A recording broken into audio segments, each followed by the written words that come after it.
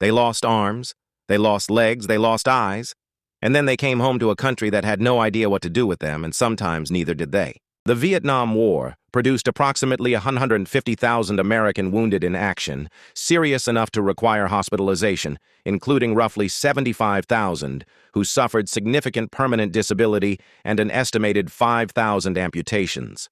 Medical advances that saved lives on the battlefield, particularly the helicopter evacuation system that compressed time between wounding and surgery to previously impossible intervals, meant that soldiers survived wounds that previous wars would have been fatal, arriving home alive but fundamentally physically changed in ways no one had adequately prepared either them or their families for.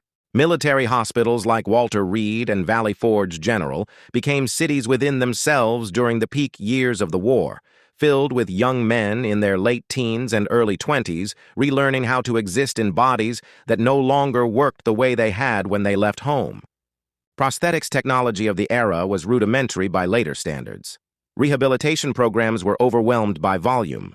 Psychological support for the specific trauma of sudden permanent physical transformation was largely improvised.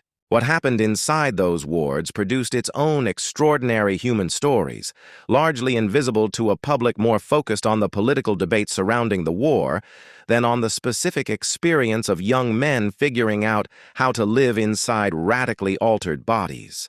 Veterans helped each other in ways the medical system couldn't always provide, passing on practical knowledge about prosthetics, pain management, and the social navigation of returning to communities that didn't know how to look at them. Some of these veterans became the core of the disability rights movement that produced the Americans with Disabilities Act in 1990, channeling their experience of navigating a world not designed for their bodies into political advocacy that eventually changed the physical landscape of American public life for everyone.